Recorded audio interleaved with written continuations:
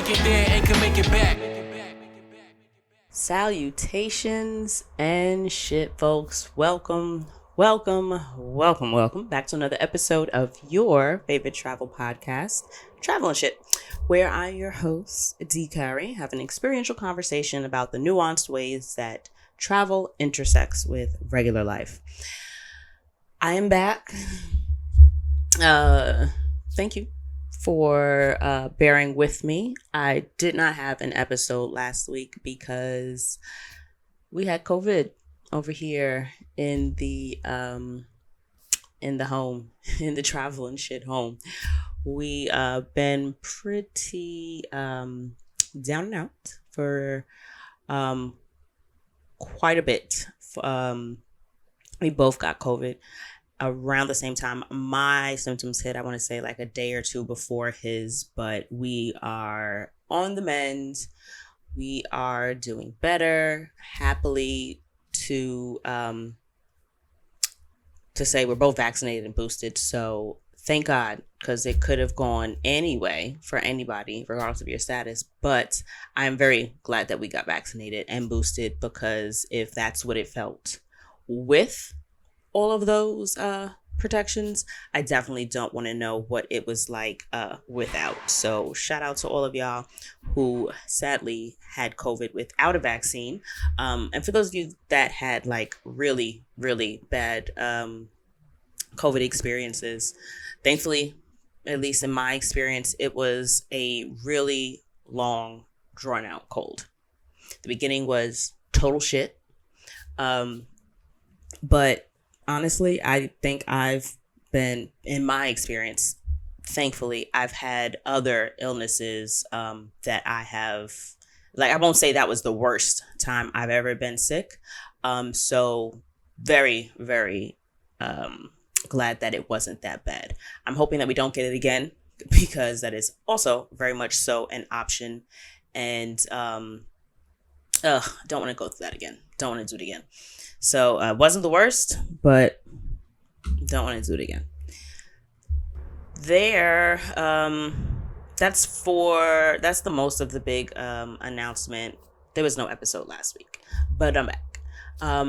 I came across a tweet, diving right into the episode. Jennifer Lewis is finally getting a star on the Hollywood Walk of Fame. I personally thought she already had one.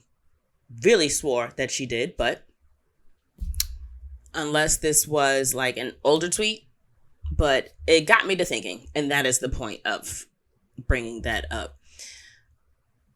Damn, I wish it was there when I was there, because I've been to LA. I think I was there for maybe 2-3 nights. And the Hollywood Walk of Fame is kind of like going to Times Square. You do it to say you've done it. It's not, for me, it wasn't like an earth-shattering experience or anything crazy like that.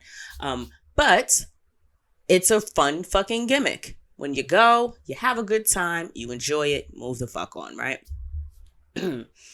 So I was saying to myself, I wish I would have been able to see her star when I was there. And it kind of got me to thinking about other times that I feel as if, damn, I just missed it, or things that I was able to be there for and things that I unfortunately did not get to do while I was in the area. So it's kind of like a FOMO episode, but more in line with I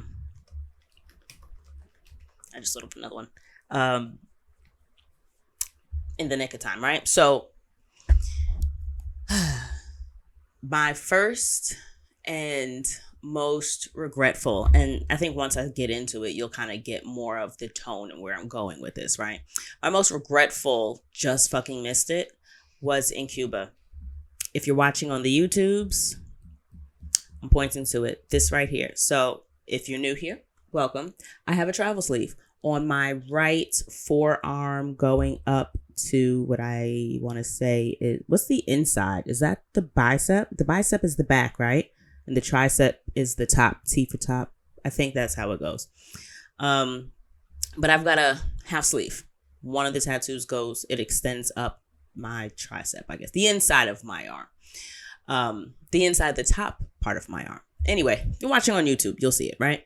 So I collect tattoos when I travel, and I haven't gotten one in all the countries that I've been to, but when the opportunity presents itself, when I either randomly walk into a shop, or whether I not reserve or schedule an appointment. And by schedule, I mean I touch down, I land, have a good time, realize, maybe I want to get a tattoo. And then I'll just Google places in the area and see if they have availability same day, next day. It's within the time that I'm being there. So I've never scheduled something. Partial lie. I'm about to get to that one. I've never scheduled, except for my Cuba tattoo, I have not scheduled something like very far in advance. I don't travel for tattoo artists. That's another point to make. I don't really care who tattoos. I've had some better artists than not. I'd say the coolest artist and the one that I connected most with was for this one inside my arm, the To Be Young, Gifted, and Black. I got that one in Vermont. Rich. Original Arts is the name of his studio in not Johnson, but like in the college town. The name is missing me right now, but Original Arts. It's spelled really cool. It's ORICHANAL.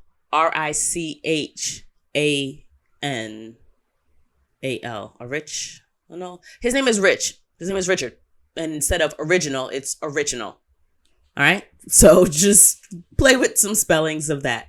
He was the best tattoo artist. I think that he was the coolest, and very close runner up was this mountain piece on the back of my arm. I don't remember his name, but I got inked by him in Tel Aviv.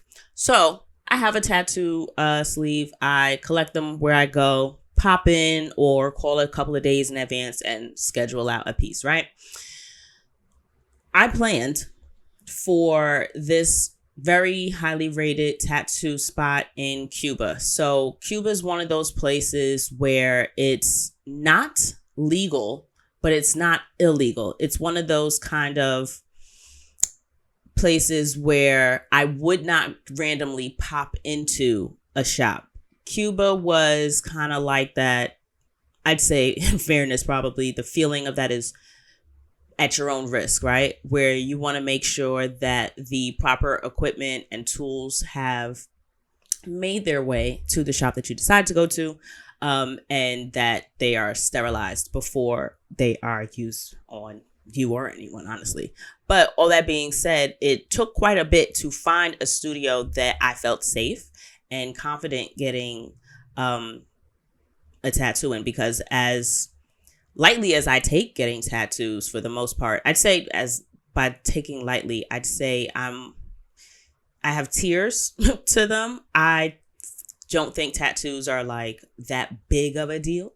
However, I'm not a randomly walk in, open a book, choose something. I go in with an idea. I generally customize my pieces. I am by no stretch of the imagination an artist, but I know I'm able to decide what I want when it comes to a tattoo. I am open to some flexibility in terms of like artistic, reign. Like, what are your skill sets? Are you heavy lines? Are you fine lines? I'm open for that kind of interpretation, right? I'm very open to an artist giving me a little razzle dazzle, if you will. That being said, I'd really been looking forward to the piece that I had scheduled to get done in Cuba. Now, the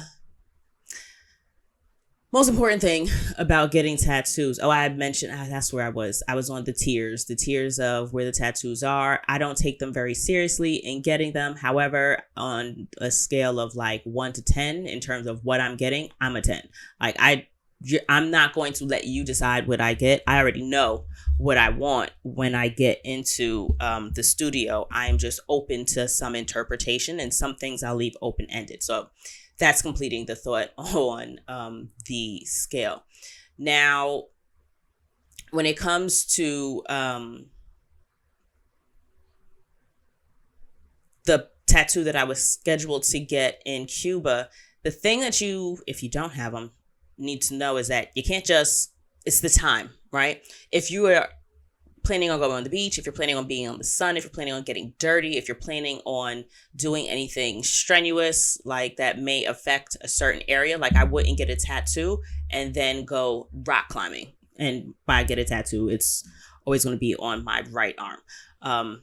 In terms of the travel sleeve, I do have tattoos in other places. However, when I'm traveling, I do not get this inked in my home state. I live in New York. I don't care if it's another state. I don't care if it's another country. I just won't get anything. I've never tattooed this arm in New York, and I'd like to keep it that way. That being said, you got to figure out when on your vacation you want to get it done, and you have to kind of have an idea of what you're going to do so that you can get inked and it doesn't get infected, or you're not hitting it, aggravating it, irritating it, touching it, and all that other kind of shit. I knew that I was doing sun and beaches and fun and water and all the moving around and strenuous shit, and I was unaware of second skin at the time. Second skin, the first one, was like the second to last one. I think this is the second to last one. And this was only a year ago. That's the first time I discovered second skin. None of these had second skin except for that one and my most recent one. Second skin basically is a layer of plastic. It's like adhesive plastic. So it's like all sticky side. The sticky side sticks to the fresh tattoo and your surrounding skin, and it keeps it protected and clean, dry, and all that kind of shit. I didn't know about second skin when I was starting the tattoos. That was not really something that the shops that I had popped into here and there offered as an option. That being said, I knew that I needed to wait till the end of my trip. So I ended up doing all my sun and fun, and then I scheduled the tattoo like the day before I was leaving, towards like the middle end of the day. Well, the end of the day. I think it was for like 5 o'clock.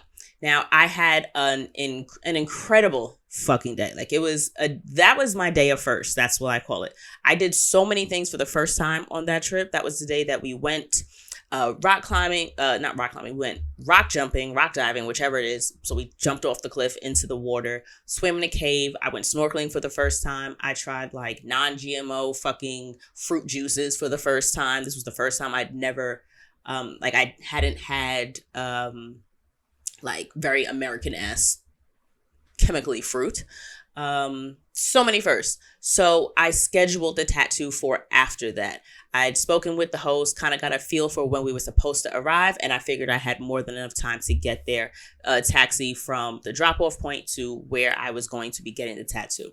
Long and the short, I missed the fucking appointment. I was about 30 minutes late, maybe an hour late, because the group of people that I made friends with on that day tour, that day trip, we had an incredible time. We all ended up taking a taxi in the same general location. I was the last person to get out because my stop was like the last one that was, it was the furthest out. Everybody else was getting dropped off beforehand. One fucking asshole ended up going and taking a shit and a shower and all that other kind of shit. Took his fucking time. We waited for him for about fucking 30 minutes to run inside and come back out. That's the shit that put me the fuck back. And he was the white boy. I didn't even like him on the, he was the one out of the 1, 2, 3, 4 of them. Out of the 4 of them, he was the only person that I wasn't fond of. Everybody else was mad cool with. I actually met Kenna, my episode 3 or 4 guest, non-binary travel, mad dope. So I met them that trip, and the gentleman that I'm saying that I do not like was kind of like the fling or the boyfriend or like the partner, if you will, of one of the girls that I'd met that day. So missed the fucking tattoo appointment. I got there. I asked, the person at the front desk. I was like, yep, sorry I'm late. Event before this ran super long. Will you still be able to see me? It's a little late. I'll check with the artist and see what they say. Went and checked with the artist. Artist said no. I am very much so, and especially when it comes to artists and creatives, I respect your price and I respect your time. If you say the price is one thing, I'm not going to argue you and negotiate you. Like, your price is your fucking price. Either I'm willing to spend it or I'm not. And in a lot of cases, I am not willing to spend for certain things. But in this case, I already knew what the price was going to be. I was on board with it. I think it was going to be like $70, something ridiculously inexpensive when it comes to a tattoo, especially. But the time, I get it. I'm late. I don't know what the fuck this person has to do. Do they have a new child? Do they have a partner? Do they just not want to be there? Do they have, it could have been anything and it could have been nothing. The point is, I was very late for the appointment and they weren't able or they weren't willing to squeeze me in. That being said, there is so much space on the inside of my wrist and I would love to have something there, but I still have the tattoo in my mind and I am somewhat committed to getting that in Cuba.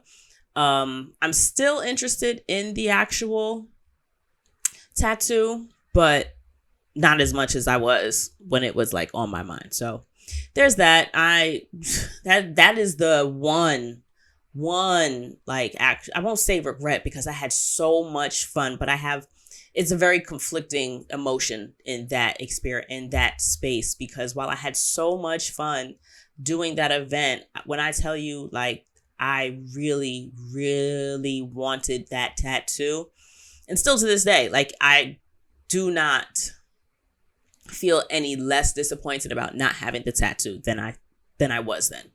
Am I over it? Yes. However, still disappointed. Next one. Carnival in Guadeloupe. So I was in Guadeloupe right before COVID hit. So that was 2020. I went in January. Right before I left, Carnival was the following week. I've never been to Carnival in any country except for Toronto, which is like the biggest one if you ask me. Unless you're going to like Trinidad or another very Caribbean country. I mean, Toronto is it, right?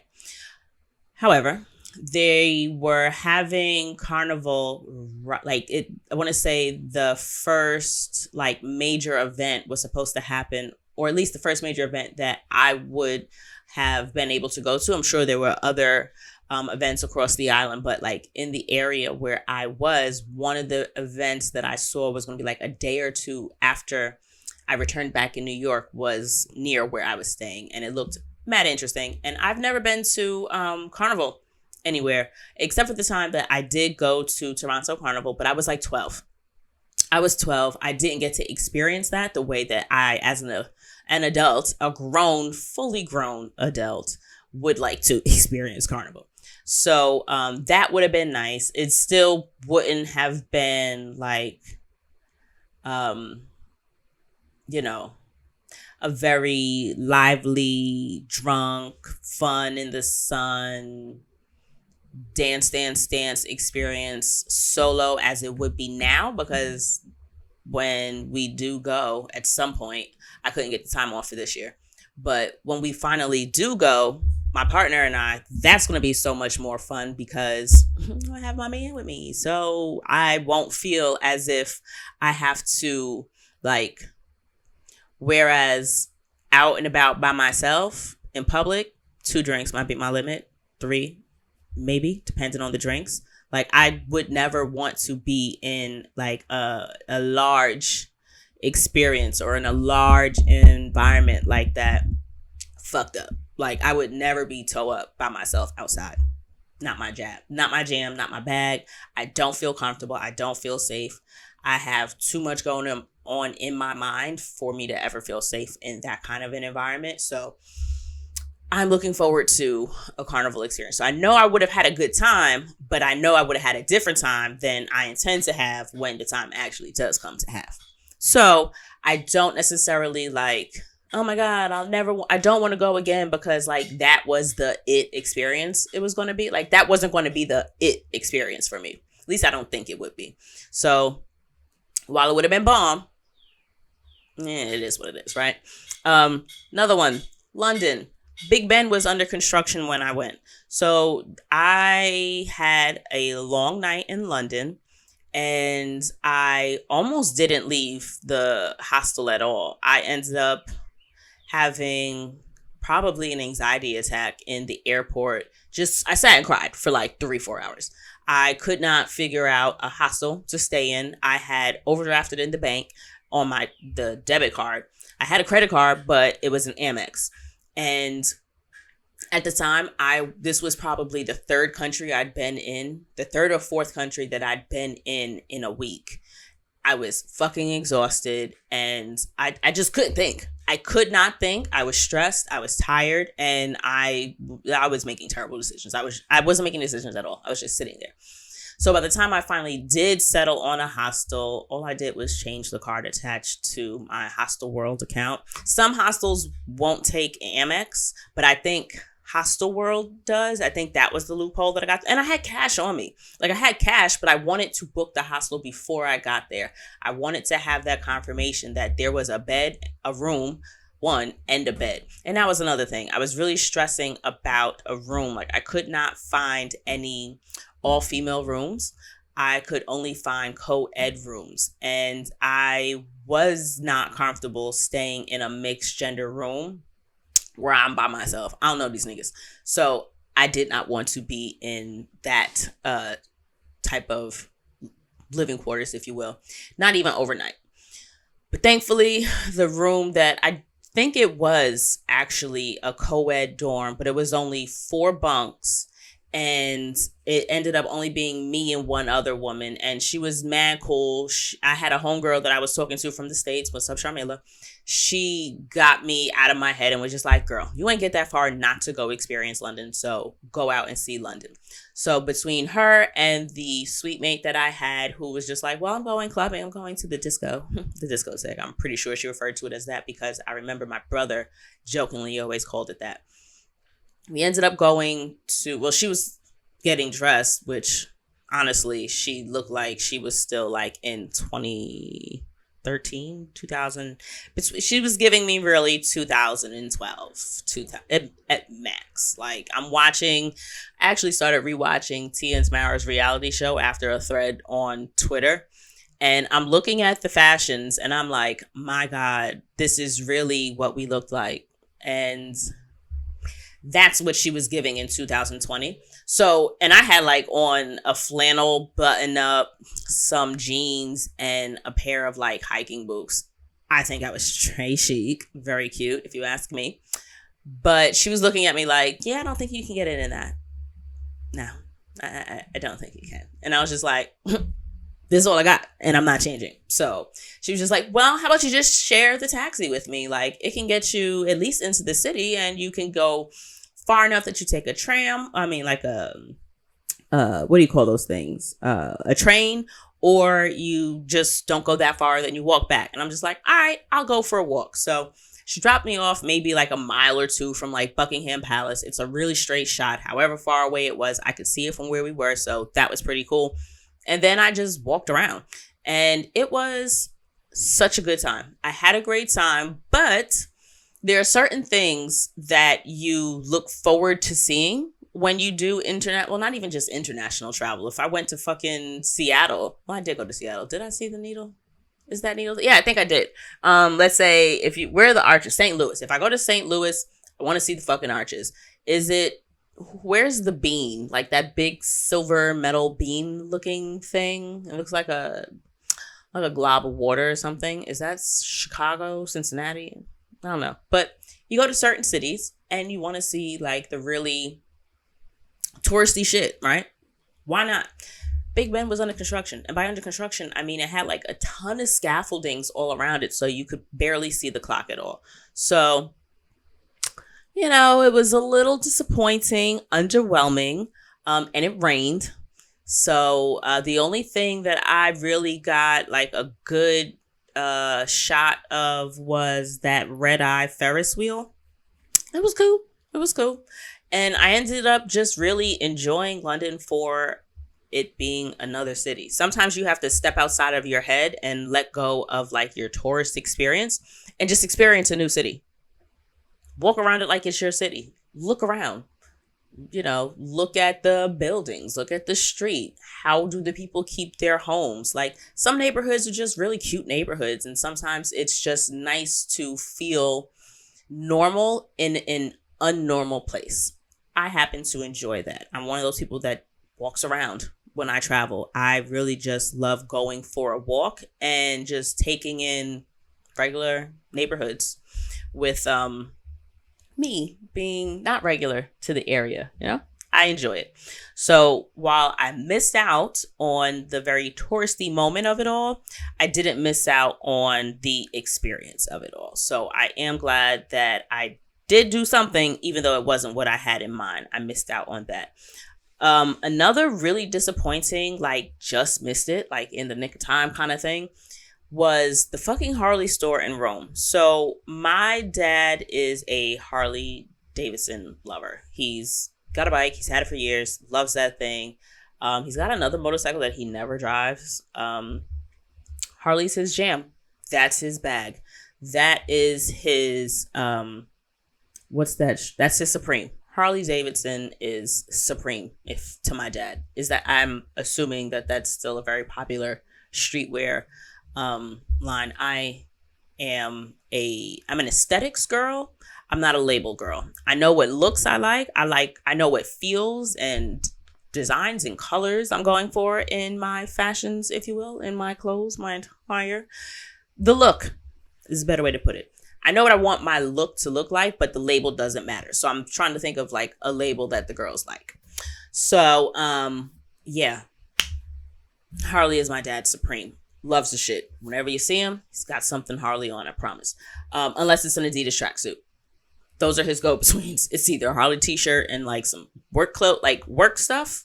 And he will always look like he's ready to fix your car. So he'll be in a Harley and like some jeans that he could maybe or maybe not get dirty, or he'll be like an Adidas tracksuit. Every once in a while, he'll hit you with it in the middle, like okay, so it's just jeans and a t-shirt, but not like work shirt or work pants. He's a good egg though. My dad's always working. He's always doing something, and he's retired, but not going there. So one of the things that I enjoy doing is stopping by Harley Davidson shops, little stores, wherever I am, and picking up the cheapest t-shirt they have, because I've bought him nice things, and he is one of those very sentimental / I wasted my money on you kind of people, where he will say, oh yeah, I didn't want to mess it up. Well, did you wear, I bought him like this fly ass like silk robe from Thailand, I think. And like, I don't think the nigga's ever worn it because he doesn't want to mess it up. It's a fucking robe, bro. I remember buying him, like, at the time it was like a $70 button up. And this was probably like when I was in college. And for me, that was a big deal because to this day, I don't even spend $70 on, no, sometimes I do. But I'm not a $70 shirt girl.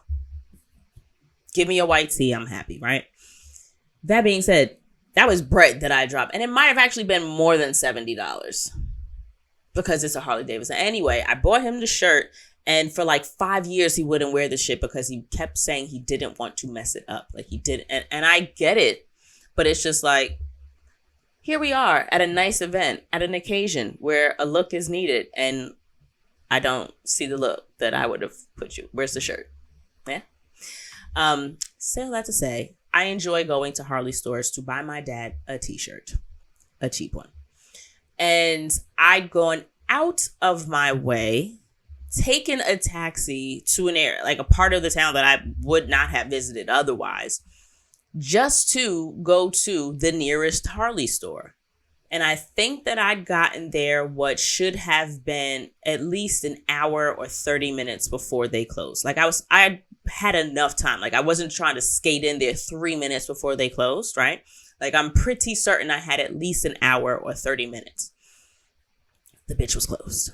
Like, I went out of my way to go to this store, and they were closed. I was so butthurt. And part of it was because I feel like my dad had mentioned it, like, earlier. And I feel like I may have had, like, another opportunity. I think I was actually in, like, the touristy area. No, that may not have been it. I don't know. Either way, I fucking missed it. And I was so pissed because I went out of my way. Like, I could have done something else that was fun. And it's not that... Excuse me. And it's not that I, like, didn't want to get the shirt or I was too busy to get the shirt. I never mind doing stuff like that. But it's that in the moment that I needed to get it done before I was leaving, and when I was the closest to it, I was just going out of my way. And I would have preferred to have gotten it done earlier, but I didn't. By the time I got there, they were closed. I was so pissed. I ended up probably walking back to where I was staying for like 40. I think it was like a 45 minutes to an hour walk. It was a nice walk. Again, I'm a walker, especially when I'm traveling. A bitch will walk. But I was really disappointed because I really wanted to bring that back for my dad. And I know he was looking forward to that one in particular too. So that one hurt. I was sad. But yeah, that one was another just missed it kind of opportunity. Also in Rome, I'd gone to what's the cathedral out there? Is it St. Peter's Basilica? I want to say that's the same. It's like the really big church out there. I'd gone to St. Peter's Basilica. I spent quite a bit of time there. I love churches. I will not go to church for service, but I enjoy the structures. I enjoy the buildings. Churches are freaking gorgeous to me. And just, I think it's the one, I won't say the one singular place in my life, but it is probably the biggest. I just love the ornateness of churches. I love the detail and the craftsmanship that is always poured into churches and places of worship. Other than that, for me personally, like I'll go to your wedding or something. I'll go to your funeral, but I'm just not practicing anything, right? So I went. There were actually two really bomb churches. One, couldn't tell you what the name of it is. I was randomly walking around on one of those walks that I do, and I was going down like a side street, and there was like a doorway. It looked like such a quaint, cute little church, but like tucked away someplace. And I don't know if it was just the entrance that I went in was tucked away, and there may have been like a really grand, massive entrance on another side. But when I got inside, it was gorgeous. It was so much larger than it looked from the outside, but it just felt so nice. And so I spent a lot of time walking randomly around there. And then I made my way to, I don't know if it was the same day, but then I also went to St. Peter's Basilica, and I spent a lot of time there. I actually did come as close to prayer as I'm gonna get there. That was actually during the time that my grandpa was not doing well. I've since lost both of my grandfathers, but this was when my grandpa was really going through, my maternal grandfather was going through chemo and radiation. So it was difficult. It was a rough time, but I had a really good time, if that makes sense, while I was at St. Peter's Basilica. I needed that kind of beat. Like I needed to kind of slow down and just think. And liked that experience outside of what was weighing on my heart at the time. The experience there was needed for then. But in hindsight, I probably should have saved the Basilica for the end, because by the time I tried to make my way further into Vatican City, I really wanted to go see the Sistine Chapel and all that shit, the Vatican, but they were closed. And it was relatively early. I think it closed at like 3:00 or something like that. And by the time I left, I was looking up like which direction to walk to get wherever I wanted to go next, and I just missed it. So the Sistine Chapel, again, the touristy things that you look forward to seeing when you know you're going to a certain area, that was a disappointment, but it wasn't like a huge disappointment. Like I didn't stand there and cry. I ended up walking towards, I want to say, what is that? The Hand of Truth or the Mouth of Truth or something, it's like a statue or something in a wall, and you put your hand in there, and I'm sure there's a legend or some shit of what's supposed to happen. But first of all, I got there and there was a line, and when I looked at it, I was just like, okay, I can see it. I don't need to put my hand in it. Like I don't need that picture. that's another thing. I really hope this is going to sound like shade. And I don't intend it as shade because I know there's a lane for everything. And I know that at one point I did consider being that influencer girl, like the beautiful pictures, the really flowy big, like the blue dress in Greece, right? Like the flowy, picturesque, very edited, manicured feed. If you follow me on the Instagrams, you know that's definitely not me. I do not post that often. I try to post more so when I have something to say. But I say all that to say I do not see myself being the very curated feed kind of girl. Now, that I don't see that for now. Maybe a variation of that works for me, but in terms of getting the shot, I'm not there.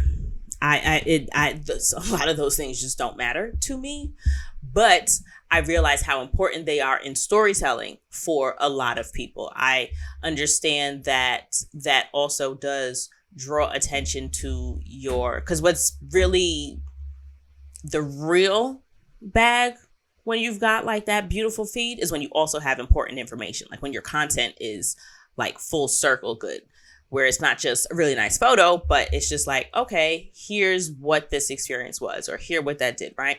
So I say all that to say that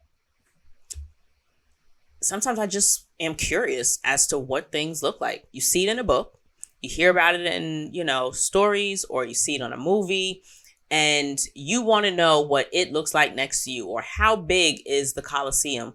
How big is the Parthenon? The Colosseum is fucking huge. It's huge. Another thing was I wasn't paying for that tour. I did not want to pay to go in. So I walked around. At the time, I just was not that interested in going.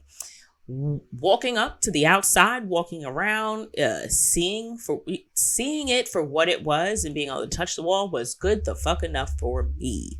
I did not need to have that moment where I got the shot, right? And that's what I felt about like the Mouth of Truth. I think I might have called it 7 different things at this point, but I wasn't going to wait on the line just to get a picture.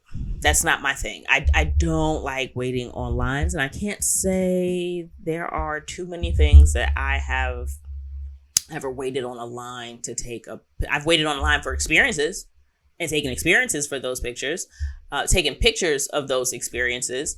But like, I really don't think I've ever like waited outside of like okay, you're standing in front of this and there's like a couple of people that were here before me. Like that kind of waiting where you wait your turn to get like a nice open shot of like Niagara Falls or of a waterfall or something like that.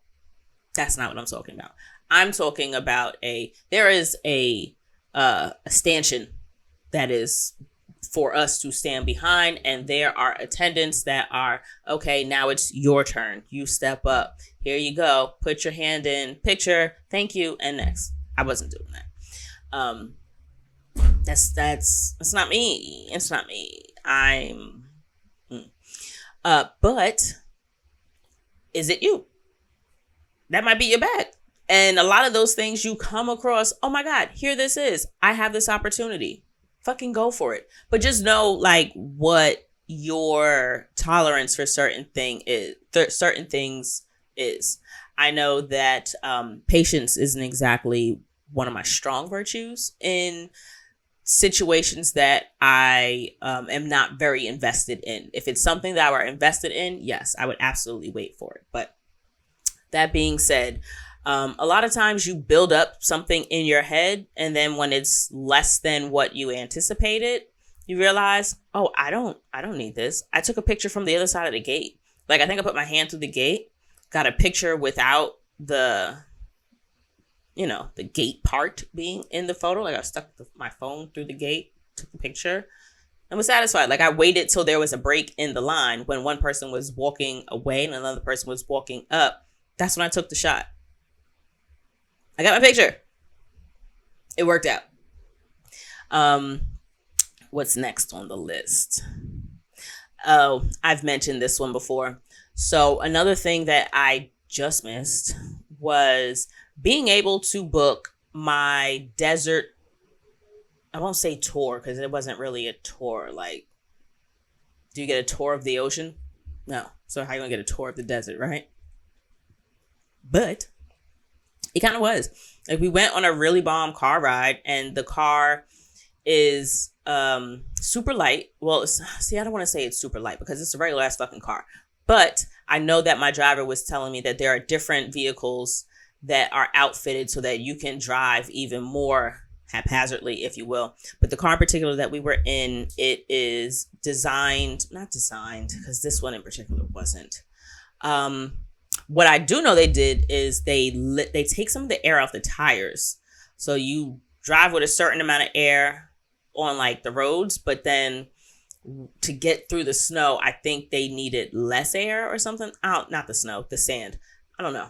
Anyway, I booked that.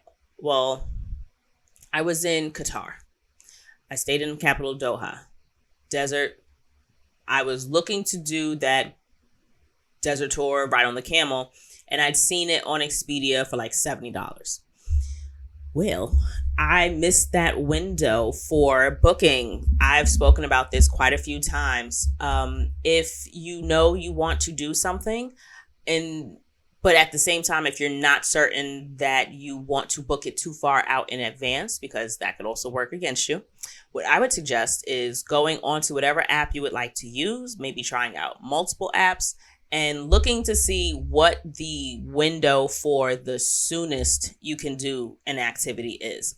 If I know I'm going to be someplace from Monday to Wednesday, and there's an activity that I am interested in doing, but that activity needs to be booked 2 days in advance, I can't now get there I can't look at the app on Tuesday expecting to be able to book something for the next day. So while you can book a lot of things next day, sometimes you can't book shit for next day. Sometimes you have to have a day, 2, 3, yes, like 3 or 4 days in advance. And unfortunately, I could not find anywhere to book for that experience for the next day or even the same day. Damn, did I actually wait for same day? I don't know if I was that dumb. I think I was starting to look prior. I think I started looking the day before and couldn't find anything. I ended up just calling concierge. I called downstairs to the front desk. They ended up hooking me up. They had somebody that they had come for me and do the tour. However, I spent like over 3 times as much. I think I spent almost $300 on the experience. Was it worth it? Yes. However, it was almost $300 fucking dollars. That was wow. Right? For one thing, one day. I am not in the market for like one experience being like $300. Generally, the most I'll spend on like a day tour is like $200. And that's like, it's got to be something wow, you know? It's got to be something, whoa, I get to see like 1 or 2 other countries. Because honestly, if you get to go to another country for $100, or if you do, I think I did like a 3-country day tour. I did that in Barcelona. From Barcelona, we went to northern Spain, then we went to Andorra, and then we went to southern France. I think I spent like $120 or something like that on that. So I got to see 2 extra countries and the other side of the country that I was in. So I was able to see a lot for almost $100. So yes, sometimes spending more than $50 on an experience, absolutely worth it. Like I've been to France. I've been to Andorra. When else are you going to go to fucking Andorra? You don't just like take a trip to Andorra unless that's your thing. But like, I feel like Andorra is like a transitory kind of country. It's very tiny. It's between Spain and France. And when we went, the only reason why we went was to do duty-free shopping, which was a time. It was a time. It's giving me Fifth Avenue, but like better scenery. There are mountains. It's beautiful. It's fucking gorgeous out there. You're surrounded by the French Pyrenees. Great fucking time. And then there's a ton of stores. So yeah, I can very much so say that a couple $100 on a shorter amount of time, or even that one was like an 18-hour day. But other than that, like a couple $100 for the right amount of time to do the right event is absolutely worth it. But in this case, I could have done it for so much less had I planned in advance. So I just missed like a fiscally responsible decision. However, it was absolutely worth it. I had such a good fucking time. Like, that's one of those experiences I'll never fucking forget, God willing. But definitely was worth it. But again, I would have loved to have been able to do that for a little bit less. Way less. What is the next one I had on here? Northern Lights. So I've seen the Northern Lights, but I've seen them in Norway.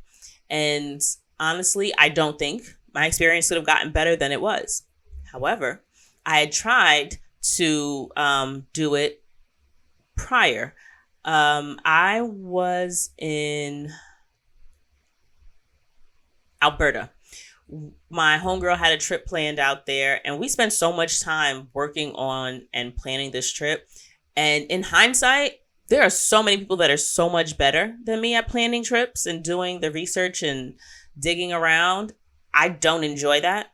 That's another reason why I feel like a lot of my travels are very laid back, are very like introspective. What do I need? What does my spirit feel like doing? Like, I know in certain areas there are things that I have access to that I'm unable to generally do. So I'm, for the most part, aware of, all right, well, if I'm going to be here, all right, well, we're going to be at Bali. All right, well, I want to see some waterfalls. We're going to be in Mexico. Let's see some cenotes. Like, let's do shit. But I'm also really not the one to want to spend more. I don't want to spend 8 hours in a day, like cross-referencing notes with someone. And while I loved the trip that we had, and I loved my girl, I remember being stressed through that planning. And we tried so hard to plan for an opportunity to see the Northern Lights, since it's a very, very strong possibility in the area that we were in Canada. However, we also knew that where we were staying, there may be a lot of light pollution because we were staying in the city. We stayed in Banff.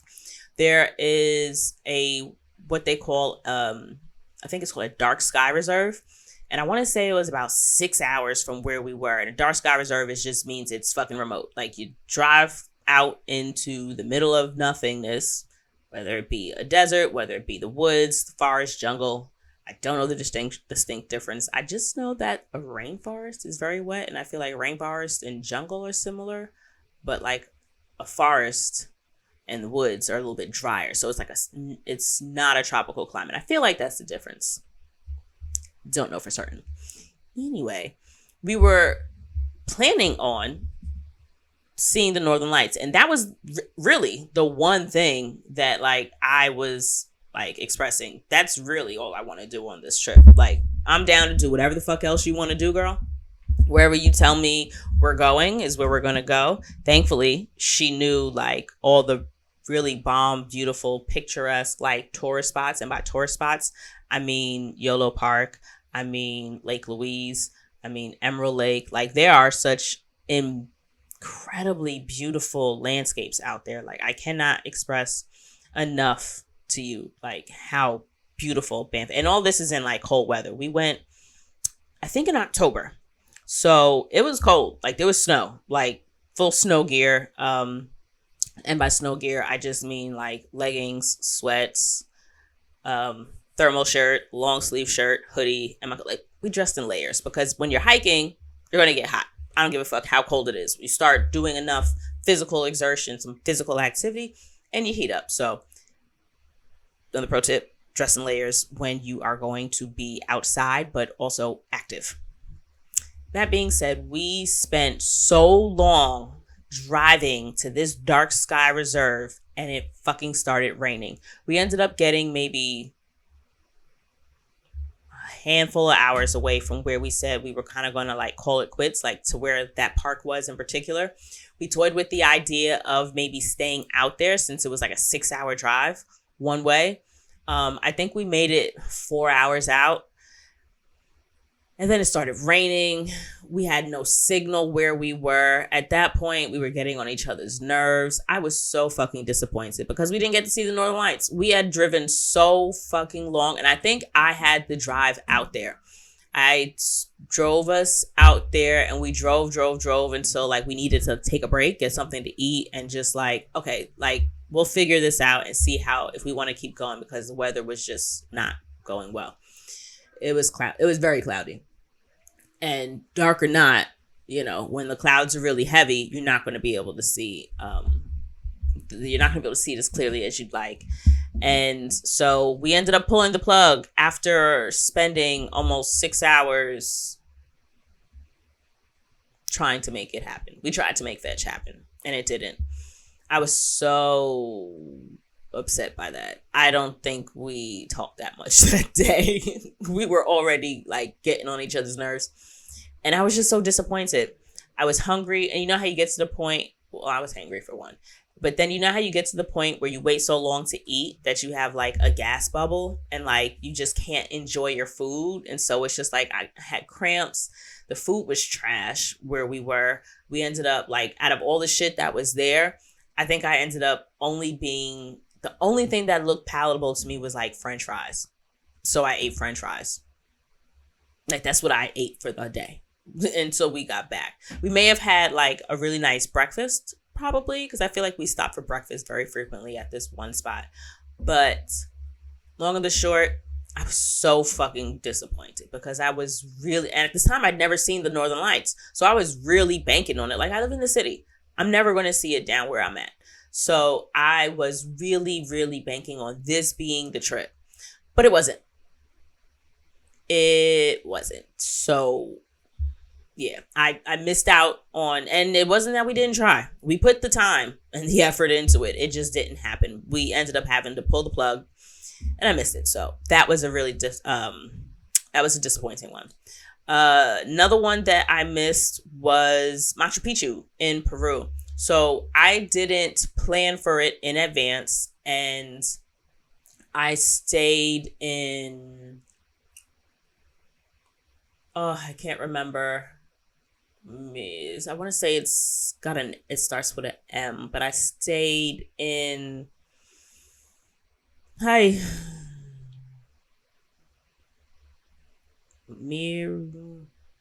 want to say it was in Lima. I cannot remember what the name of it, but I wasn't that close to Machu Picchu.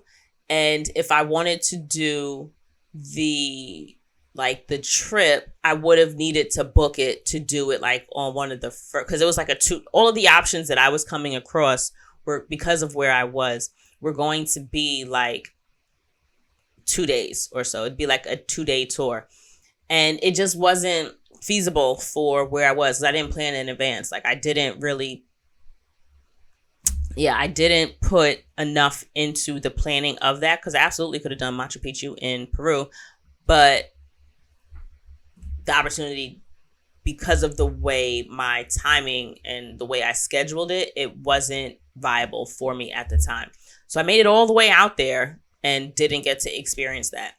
Now, I will say that was a little disappointing, but at the same time, it wasn't. So when you think about, and I've actually done an episode on sustainable travel, I'll probably do another one because I feel like I can really, I feel like there's another direction that I could go with it that I've been thinking about. We'll get back to that. If you watch a documentary on sustainable travel, if you watch a movie about it, or, you come across an article, one thing that I've consistently seen in a lot of different spots is that Machu Picchu is, and I'd also heard it, I think while I was out there even, that they were going to be closing in a few years due to over-tourism. So on the one hand, I would have loved to see it. But then on the other hand, it's just like, do you want to be a contributor to running down and like deteriorating and somewhat destroying like a natural wonder, like a naturally beautifully occurring thing? And not just something because it's pretty, right? But because it's got a lot of meaning for a lot of people.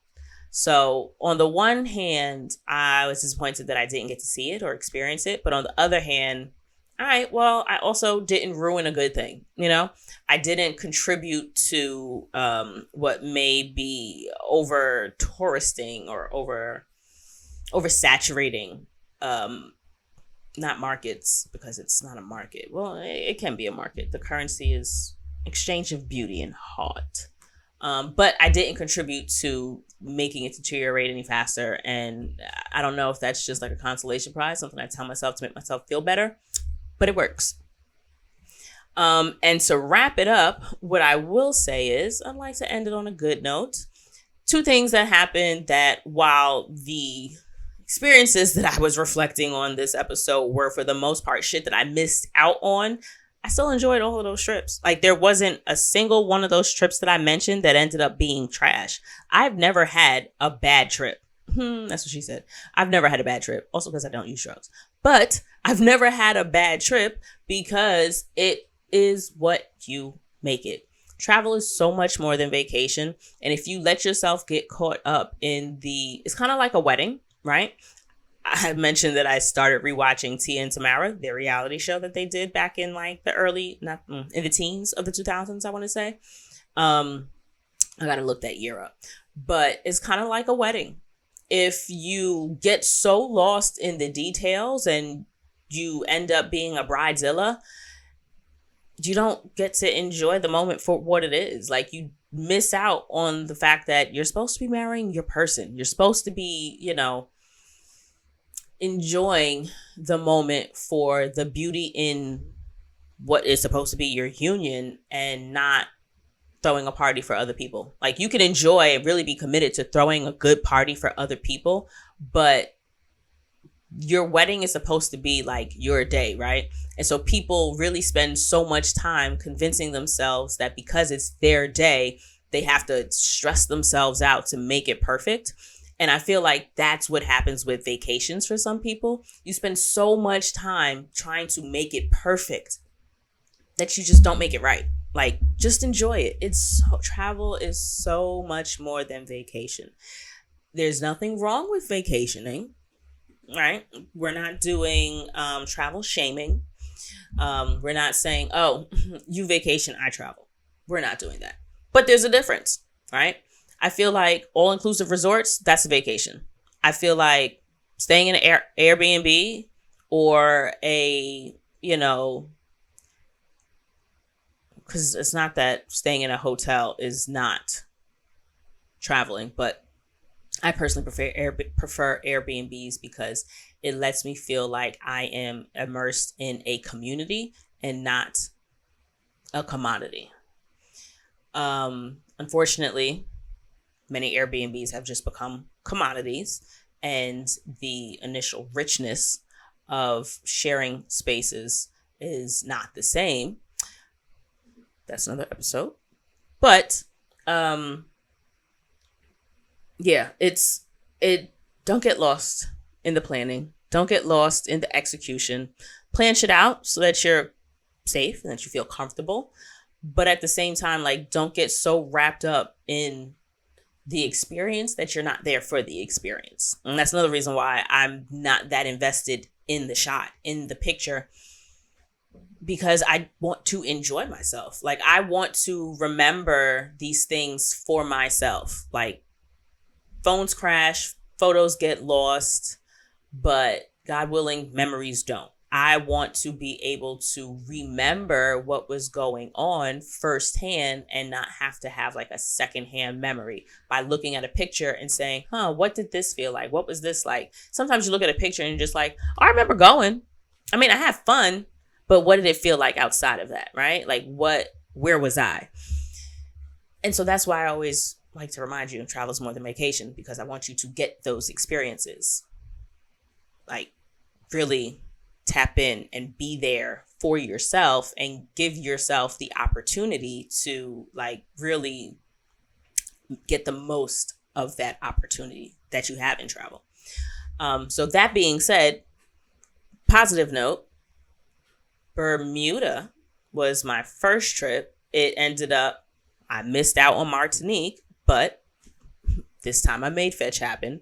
And I actually went to Bermuda, had an incredible time, numerous different reasons. But one of the, I won't say most exciting, but one of the more convenient reasons that I enjoyed that stay was because there actually was an all-inclusive option at the hotel. Now, mind you, I'd already gone and eaten local and enjoyed myself. And the all-inclusive, now this is how I can get behind all-inclusives.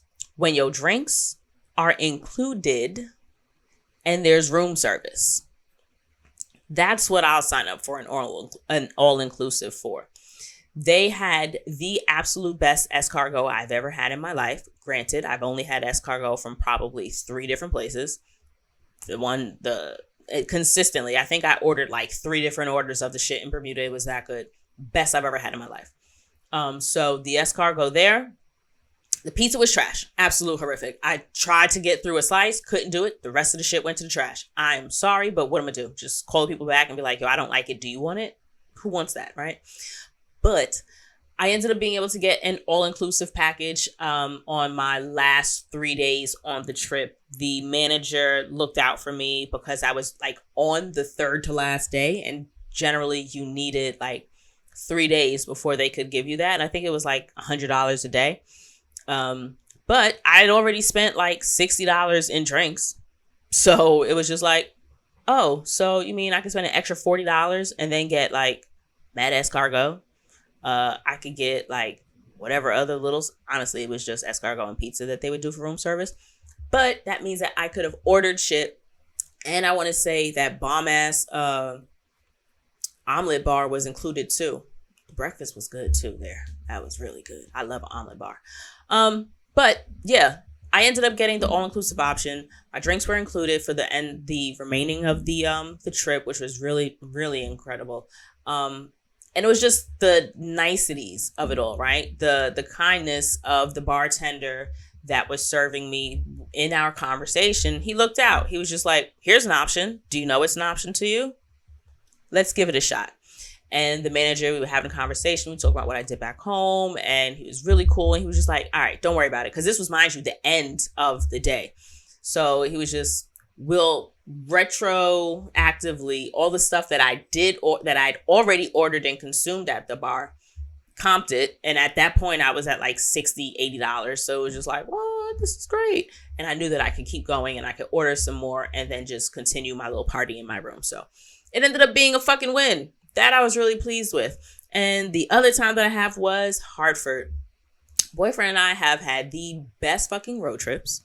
And one of my favorites was Hartford. Hartford was such a fucking surprise. The Connecticut Hartford. We went up to see my little cousin, Abe, perform, who's actually the artist that did my intro for me, my intro theme song for the podcast. He is the artist that did that. And he's an incredibly, incredibly talented artist. If you need a point of reference, I personally would say Childish Gambino. So super fan. That being said, we went out there to see him perform, and we were actually there at the same time as Hartford Jazz Fest. So I actually ended up meeting one of the bands or somebody that was performing that night. And after we ate, we ate, went to the concert, went for a round of drinks. And as we were finishing up the night, we went on the walk back to the hotel. We were right by the park where the Jazz Fest was, and we could hear all the live music. We had a really cute romantic like dance under a street light in an empty parking lot, which was man cute or whatever. So that was a nice little moment we had for ourselves. And then we decided to just walk to the fucking park because it was right there and we could hear the music. And we ended up enjoying some live music, some performances that were going on. Totally had no fucking clue that it was going on. We could hear the music from our hotel room, but not to the extent that it was like, what's the word I'm looking for? Offensive, annoying, or disruptive, right? So we were literally a block away from the park, and it made for like a nice filler. So the next day we ended up going back to the park, more live event. Well, we ended up doing brunch first, and then we went back to the park. And there were vendors, we walked around, bought some shit, more music. It was such a good fucking time, and it was all a surprise. So, one, if you can, plan for a trip around, an event, a local activity, bazaar, fair, whatever. Especially if you're doing like domestic travel, and this applies for whatever country you're in.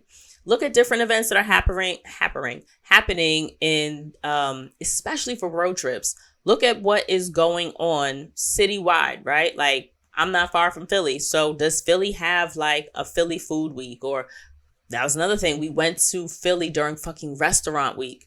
So I think it was Bank and Bourbon. Since we were there for restaurant week, we ended up being able to do that menu that they had. So, cheaper plates. So definitely look into like little things that are going on if you can. Like if you can plan your trip around that, bomb.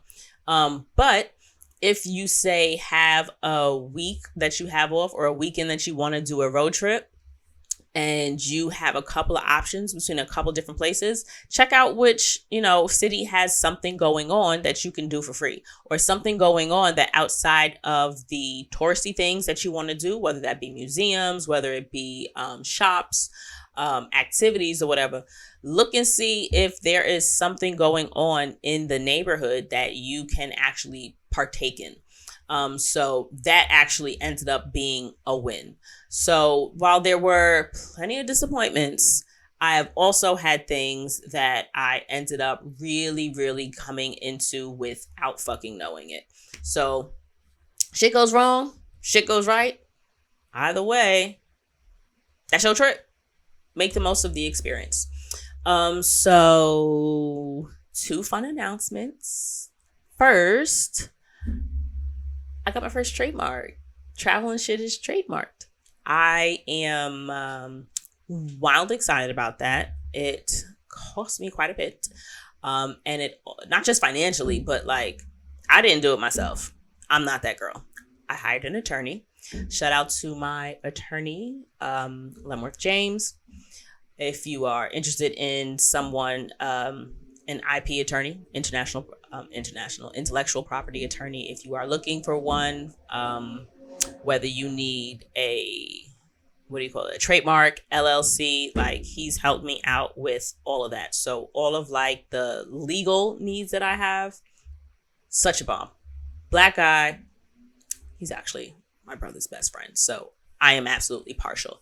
But when it comes to spending large amounts of money, family or not, like I want to go with somebody that I trust, and I definitely trusted him with my money. So 10 out of 10, highly recommend. Thank you, Lenny, for helping me through that. We're working on some other things, but I have my first trademark, and I'm very excited about that. I'm proud of myself because I take traveling shit serious. And the other announcement was my first live episode, my first live show. I am doing it virtually, because by the nature of it being a travel podcast, I would love for my international audience to be able to attend, and there are a lot of y'all. Hey y'all. That being said, it's virtual. It is going to be on August 21st. That is a Sunday. It'll be 10 a.m. Eastern time. And if you are interested, there is a link in the description box of wherever you listen to this, or you can go to travelandshippodcast.com. There'll be a leak. There's going to be a link in the description box so that you can RSVP to the show and get the link for the event. I will have Shira of Black Girl World Traveler. I'll have Wanda of Black Women Travel Podcast and Nay Marie of Taji Magazine.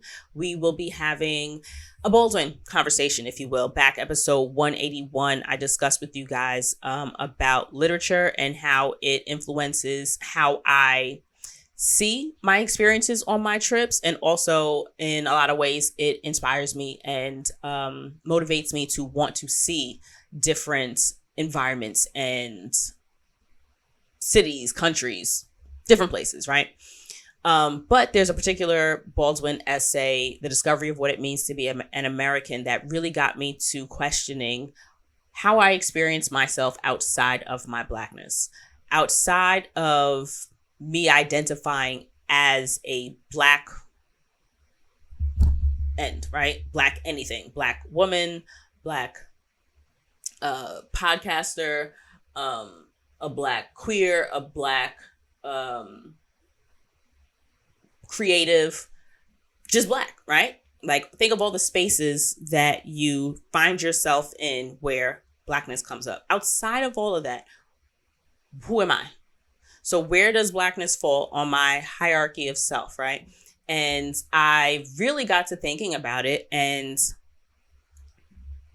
I didn't want to have that conversation like by myself. I didn't want to have it in an empty room. Like, I didn't want to have it in a box. I definitely wanted dialogue, and I didn't want to leave you guys out of the conversation. So the live event will be the four of us having this conversation, and also opening up the space for you guys to interact with us, the host and the guests, and give your 2 cents. So this is your opportunity to get involved with the show also. And I'm looking forward to that. So that again is Sunday, August 21st at 10 a.m. Eastern Standard Time. And definitely find the link, RSVP, and I will see you guys there. And that's it for this week. I am so very grateful for my health. I am glad that I'm feeling so much better, and glad I was able to get you guys this episode as well. So I will see you guys next week. All right. Bye, y'all.